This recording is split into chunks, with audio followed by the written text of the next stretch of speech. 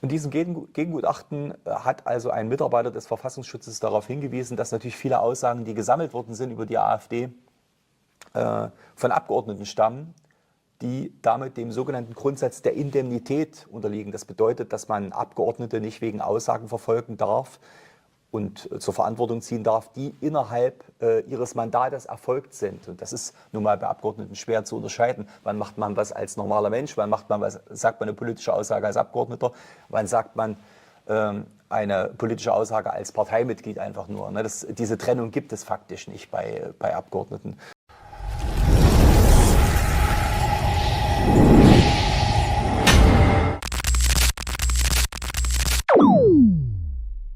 Hey Leute, schön, dass ihr wieder dabei seid.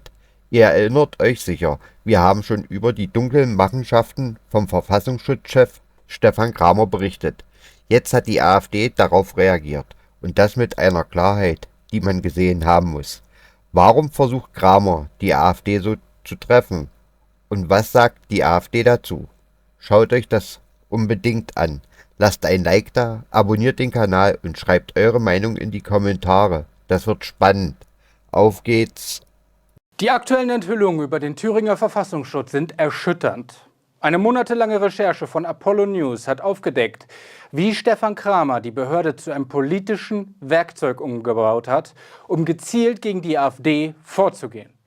Manipulierte Gutachten, ein Führungsstil geprägt von Drohungen und Intrigen und ein massiver Verlust an Mitarbeitern. All das zeigt, wie weit sich der Verfassungsschutz unter Kramer von seiner eigentlichen Aufgabe entfernt hat.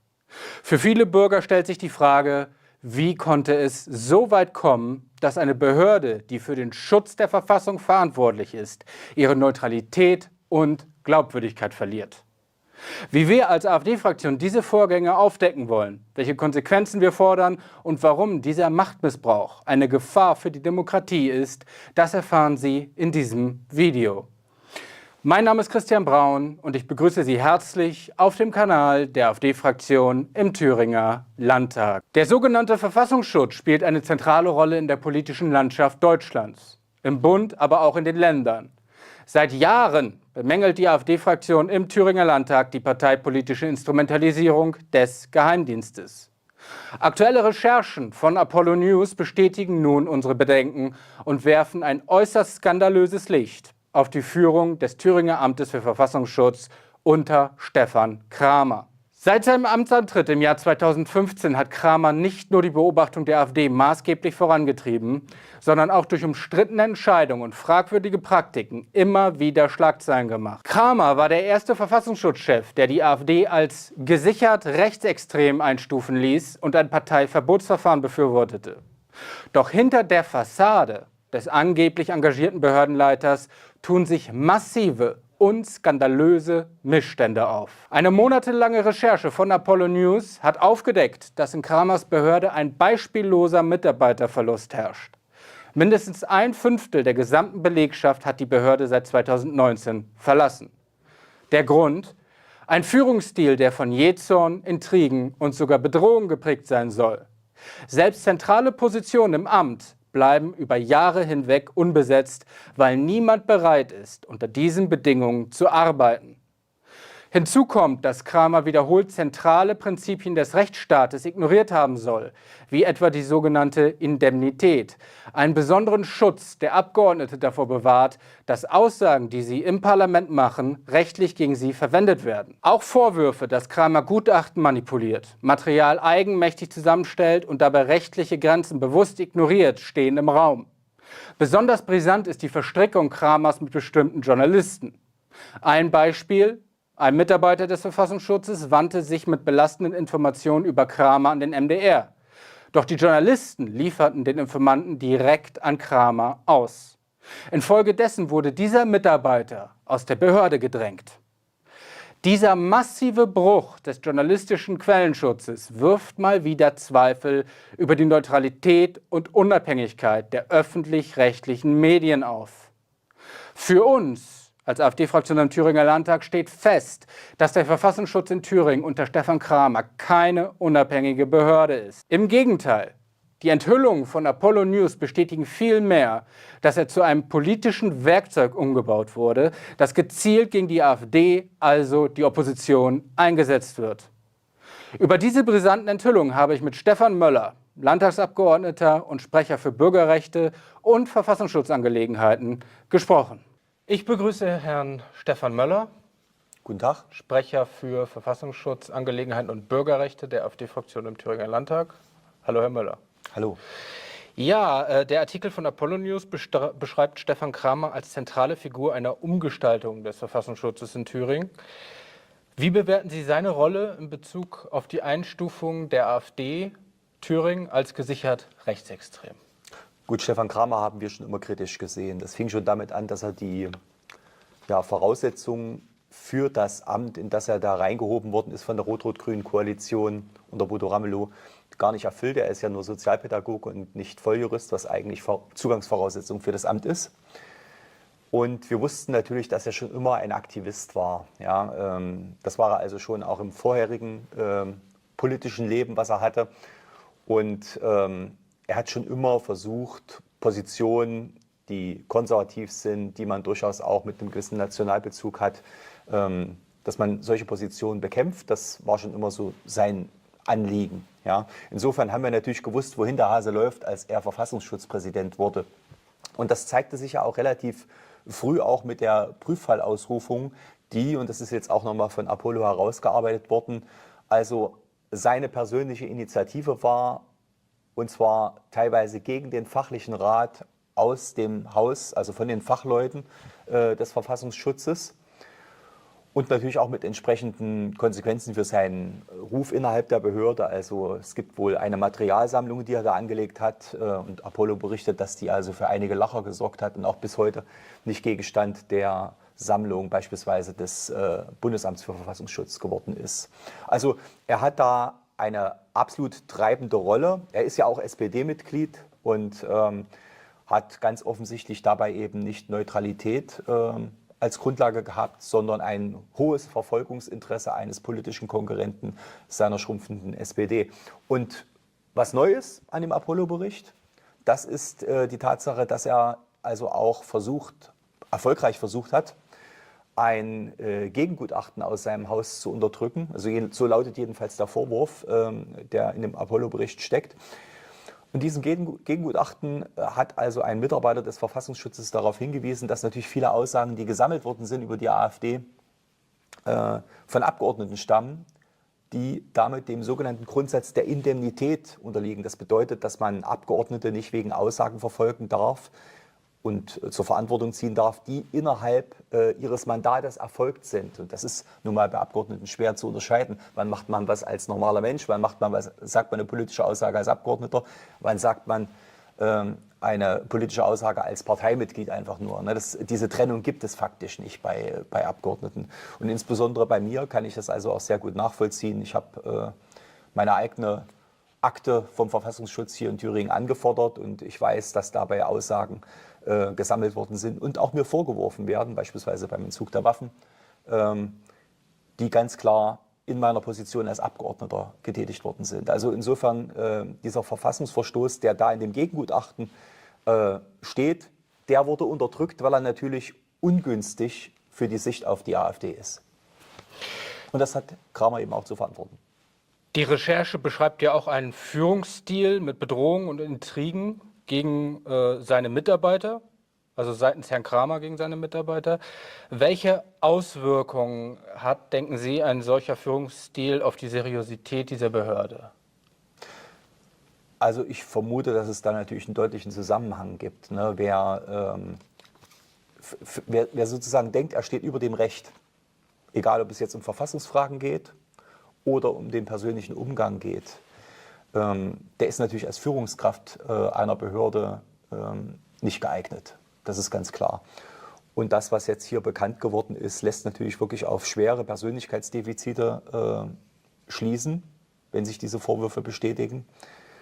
Und auch beispielsweise die in dem Zusammenhang erstmals bekannt gewordenen strafrechtlich relevanten Vorwürfe gegen Stefan Kramer, also der Vorwurf des Geheimnisverrates, der jetzt erstmals aufgetaucht ist in dieser Berichterstattung von Apollo, der zeichnet natürlich ein besonderes Bild der persönlichen Ungeeignetheit dieses Mannes. Und das ist wohl auch entsprechend dem Bericht von Apollo in einigen Unterlagen festgestellt worden von Mitarbeitern des Innenministeriums.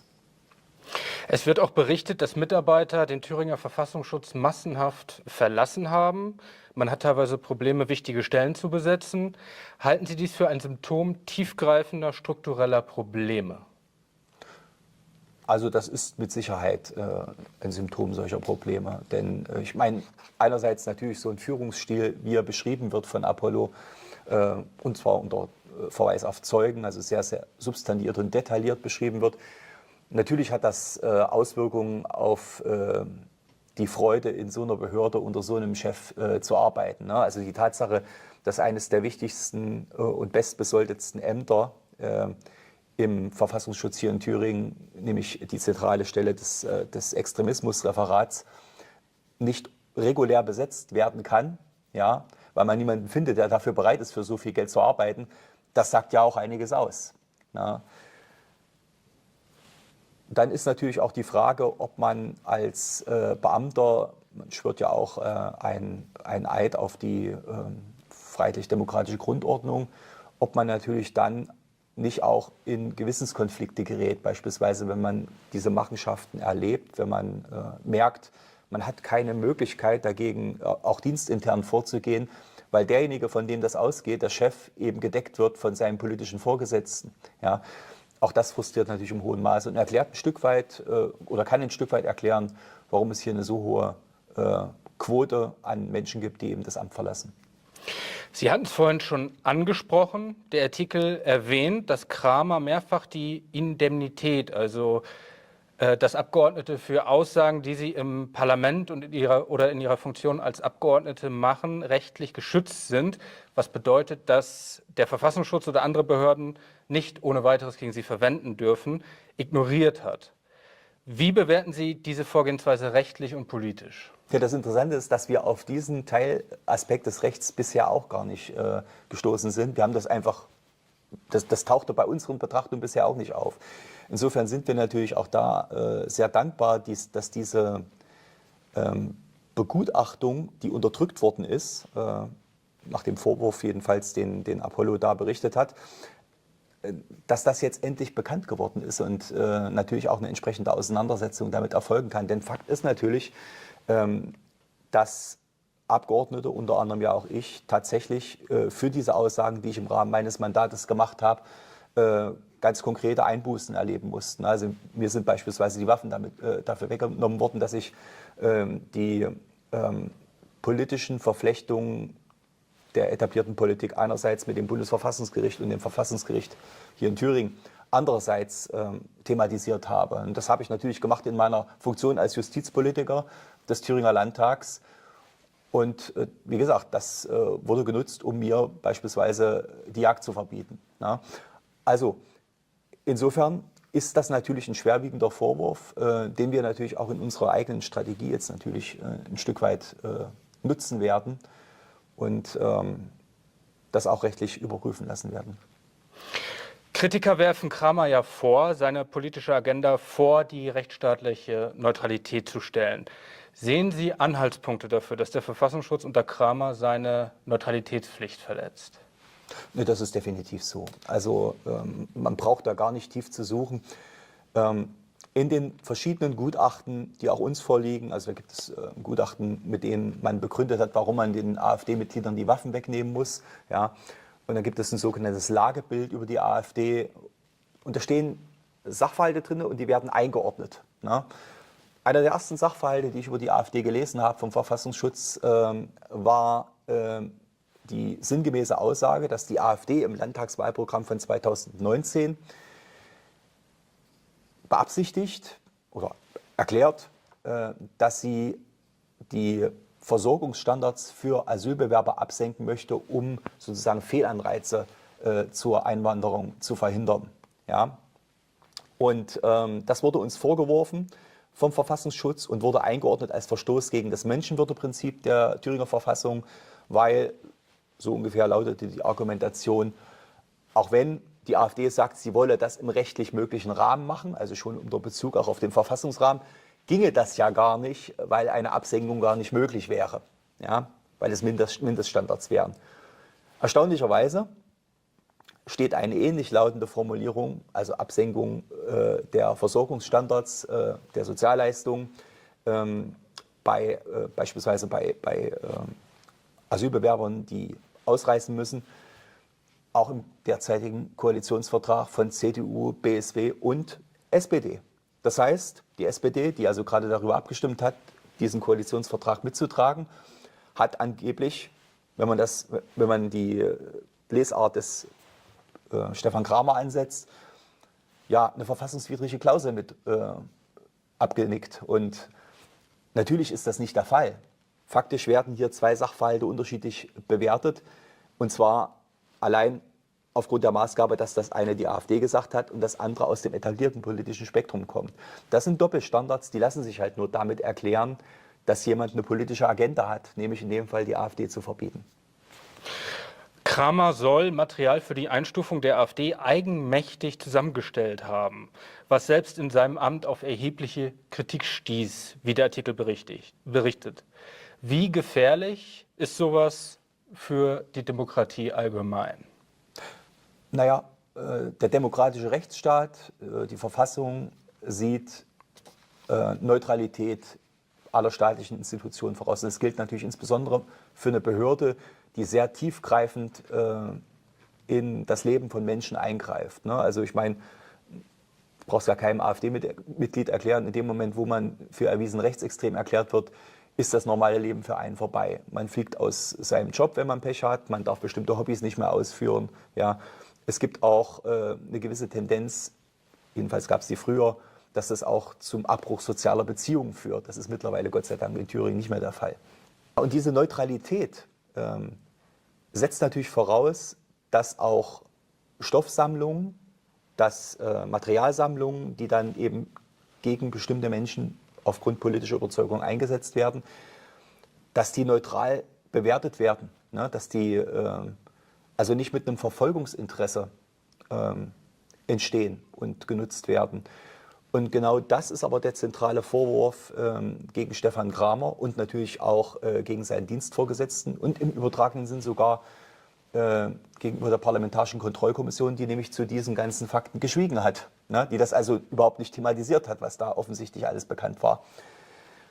Und insofern ist das natürlich eine Gefahr für die Demokratie, wenn es ein System gegenseitiger Deckung gibt, so ein Verfolgungsinteresse gar nicht erst bekannt werden zu lassen, sondern einfach ihm weiter den Weg zu bahnen. Der Apollo-News-Artikel zeigt auch viele inhaltliche Mängel der Arbeit des Verfassungsschutzes in Bezug auf die AfD auf, beispielsweise im Gutachten. Wie konnten diese dann vor Gericht Bestand haben? Weil die AfD Thüringen ist ja auch rechtlich gegen den Verfassungsschutz vorgegangen. Das frage ich mich bis heute. Also wir haben in unseren Schriftsätzen vor Gericht 40, 50 Seiten lang Sachverhalte im Detail vorgetragen, die also den Aussagen des Verfassungsschutzes völlig widersprechen und zumindest klargemacht haben, dass es eine sehr, sehr einseitige Sammlung ist. Aber offensichtlich war das Gericht nicht willens oder in der Lage, das politische Narrativ des Mainstreams zu durchbrechen, welches eben aussagt, dass die AfD die böse Seite ist, der man nicht recht geben kann. Ja? Das ist meine eine Vermutung. Und zum anderen spielt natürlich eine große Rolle, dass bestimmte Aspekte, entlastende Aspekte vom Verfassungsschutz gar nicht vorgetragen worden sind. Und obwohl diese Behörde verpflichtet ist, Neutralität an den Tag zu legen, hat sie stets den Weg der höchstmöglichen Belastung gewählt. Und das betrifft jede einzelne Aussage, die gesammelt haben, ja, und die dann verwendet haben. Alle entlastenden Aspekte sind in den Verfahren seitens des Verfassungsschutzes unter den Tisch fallen gelassen worden. Also auch da erkennt man dieses hohe Belastungsinteresse. Und wie gesagt, hinzu kommt leider auch, dass es nach meiner Überzeugung mittlerweile eine Tendenz der Gerichte gibt, insbesondere der Verwaltungsgerichte gibt, das Narrativ, das herrschende politische Narrativ über die AfD zu wahren.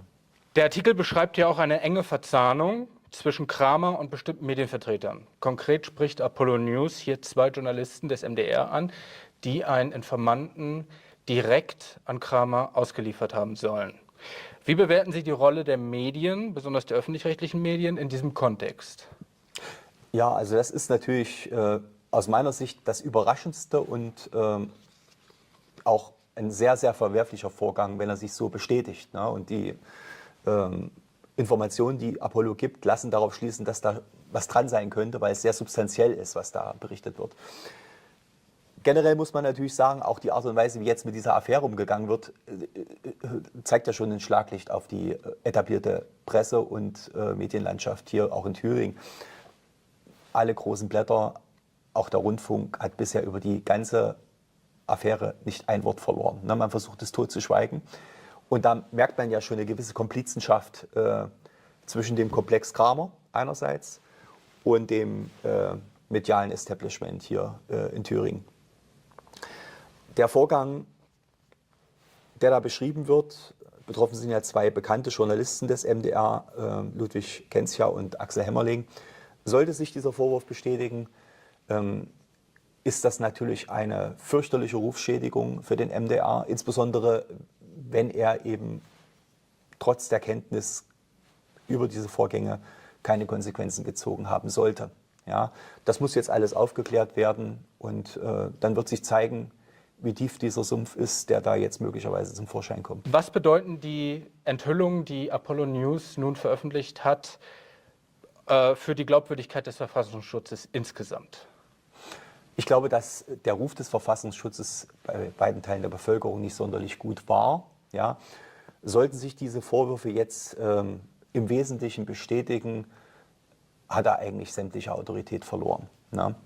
Und das kann man dann auch nur noch dadurch aufrechterhalten, indem man eben gar nicht darüber berichtet. Und genau diese Tendenz nehmen wir ja momentan auch wahr. Ich denke, dass die gesamten beschriebenen Vorgänge letztlich ein guter Ansatzpunkt sind, um hier mal richtig tiefgehend reinzuschauen, was da geschehen ist, wer da welchen Verursachungsanteil hat, wer da was gedeckt hat, auch aus politischen Gründen. Ja, und da fallen mir einige potenzielle Personen ein, die in dieser ganzen Affäre bisher noch gar nicht aufgetaucht sind, sondern eher Randfiguren bleiben. Zum Beispiel auch der unmittelbare Dienstvorgesetzte von Stefan Kramer, Innenminister Georg Mayer, der jetzt wieder Innenminister werden will. Na? Das alles muss aufgeklärt werden. Es müssen die Beziehungen aber auch beispielsweise zur Justiz geklärt werden. Wie kann es sein, dass solche schwerwiegenden Vorwürfe nicht verfolgt werden? Denn das scheint ja offensichtlich der Fall zu sein. Ja, also mir ist jedenfalls nicht bekannt, dass darüber jemals berichtet worden wäre. Die PKK, die Parlamentarische Kontrollkommission, hat darüber nicht berichtet, aber auch das Innenministerium hat darüber nie berichtet. Insofern, das muss aufgeklärt werden und dann müssen die richtigen politischen und persönlichen Konsequenzen gezogen werden. Welche politischen Konsequenzen ziehen Sie nun aus dieser Affäre? Was haben Sie vor, jetzt unmittelbar? Und welche Reformen wären aus Ihrer Sicht notwendig? Gut, wir stehen dem Verfassungsschutz ja sowieso bereits seit längerem sehr kritisch gegenüber, weil wir im konkreten Fall der Behandlung von uns, aber auch von den außerparlamentarischen Oppositionsbewegungen schon länger sehen, dass der Verfassungsschutz eine Rolle einnimmt, die man in einem demokratischen Rechtsstaat nicht akzeptieren kann, ja, nämlich die Verfolgung von Opposition. Das heißt, bezogen auf den Verfassungsschutz braucht es eine tiefgreifende Reform, die diesen Inlandsgeheimdienst komplett neu aufstellt. Das beginnt natürlich auch beim Spitzenpersonal, das ist ganz klar. In dem Fall, denke ich mal, braucht man das nicht weiter erläutern, aber auch was den Aufgabenzuschnitt beispielsweise angeht. Wichtig ist aber auch die Frage der politischen Kontrollmechanismen, dass man die nicht aus dem Blick verliert. Ne? Es ist in dieser Gesellschaft letztlich totgeschwiegen worden, welche Möglichkeiten es für eine politische Kraft wie die SPD bietet, wenn sie eben nicht nur das Amt des Verfassungsschutzpräsidenten besetzen kann, sondern gleichzeitig auch noch den Dienstvorgesetzten stellt mit Innenminister Mayer und gleichzeitig auch noch Einfluss auf die parlamentarische Kontrolle des Verfassungsschutzes hat, weil auch dort eine SPD-Frau drin sitzt mit Frau Marx. Und all das muss bewertet werden und da müssen die politischen Konsequenzen daraus gezogen werden. Herr Möller, ich danke Ihnen für das Gespräch und hoffe, dass sich diese Affäre vollends aufklären lässt. Das hoffe ich auch. Dankeschön. Stefan Kramer hat den Verfassungsschutz in Thüringen zu einem politischen Instrument umgebaut. Intrigen, Bedrohungen und Manipulationen bestimmen sein Handeln, während die Neutralität und Unabhängigkeit, die eine Behörde wie der Verfassungsschutz haben muss, vollständig verloren gegangen sind. Was wir hier sehen, ist kein rechtsstaatliches Vorgehen, sondern gezielte Willkür gegen eine demokratisch gewählte Oppositionspartei. Die Enthüllung von Apollo News zeichnet ein erschreckendes Bild. Mitarbeiter, die ihre Arbeit verlieren, weil sie sich gegen Kramers Methoden stellen. Journalisten, die ihre Quellen verraten und sich zum Erfüllungsgehilfen machen. Und eine Führung, die bewusst Gesetze wie die Indemnität ignoriert, um ihre politischen Gegner zu diskreditieren. Das hat mit Demokratie nichts mehr zu tun. Das ist Machtmissbrauch auf höchster Ebene. Dabei ist dieser Machtmissbrauch keine Randerscheinung, sondern eine systematische Strategie. Es wird versucht, die AfD mit allen Mitteln aus dem demokratischen Diskurs zu drängen, durch fragwürdige Gutachten, manipulierte Einstufungen und einseitige mediale Kampagnen. Doch diese Angriffe richten sich nicht nur gegen uns, sondern auch gegen die Grundfesten unserer Demokratie und insbesondere gegen Sie als Wähler. Denn ein Verfassungsschutz, der seine Neutralität verliert, wird zur Gefahr für den Rechtsstaat. Was heute gegen die AfD eingesetzt wird, kann morgen jede andere oppositionelle Stimme treffen, die nicht ins politische Weltbild der Herrschenden passt. Die Folgen dieser Politik spüren nicht nur wir, sondern alle Bürger. Ein Verfassungsschutz, der politische Gegner bekämpft, schafft Unsicherheit und Misstrauen. Insbesondere in den neuen Bundesländern, wo die Erinnerung an die Staatssicherheit noch präsent ist. Wer garantiert, dass diese Behörde nicht auch die Meinungsfreiheit der Bürger ins Visier nimmt? Wer garantiert, dass hier nicht massiv Grundrechte ausgehöhlt werden? Ein solcher Verfassungsschutz schadet dem Vertrauen in den Staat und schwächt die Demokratie. Doch wir lassen das nicht zu. Die AfD-Fraktion im Thüringer Landtag wird weiterhin unbequeme Fragen stellen, Aufklärung fordern und sich mit aller Kraft dafür einsetzen, dass solche Machenschaften ans Licht kommen. Wir nehmen den Ball gerne auf, den die engagierten Journalisten von Apollo News auch uns zugeworfen haben, und werden Stefan Kramer und all jene, die ihn unterstützen, politisch zur Rechenschaft ziehen. Denn wer glaubt, er könne den Staat instrumentalisieren, um demokratische Prozesse zu untergraben, hat die Rechnung ohne uns gemacht. Unsere Aufgabe ist klar. Wir werden die Strukturen und Verflechtungen offenlegen, die es ermöglichen, dass ein Mann wie Kramer ungehindert handeln kann. Wir werden weiterhin das Schweigen brechen, das die Altparteien und ihre Unterstützer in den Behörden deckt. Denn ohne eine schonungslose Aufklärung dieser Vorgänge kann es keine Rückkehr zur Rechtsstaatlichkeit und Gerechtigkeit geben. Für uns geht es um mehr als nur um Aufarbeitung. Es geht um die Zukunft unseres Landes. Die Menschen in Thüringen haben ein Recht darauf, dass ihre staatlichen Institutionen wieder neutral, gerecht und rechtsstaatlich handeln. Sie haben ein Recht darauf, dass ihre Grundrechte geachtet und geschützt werden. Und sie haben ein Recht darauf, dass niemand, egal in welcher Position, sich über das Gesetz stellt. Wir stehen für diese Werte ein, für die Rechtsstaatlichkeit, für die Demokratie und für die Freiheit jedes Einzelnen. Gemeinsam mit Ihnen, den gut 32% der Thüringer Wähler, die uns zu einer starken Fraktion im Landtag gemacht haben, sogar zur stärksten, engagieren wir uns dafür, dass diese Machenschaften nicht fortgesetzt werden und wieder Freiheit und Rechtmäßigkeit herrscht. Für Thüringen, für Deutschland und für eine Zukunft, in der Gerechtigkeit wieder an erster Stelle steht.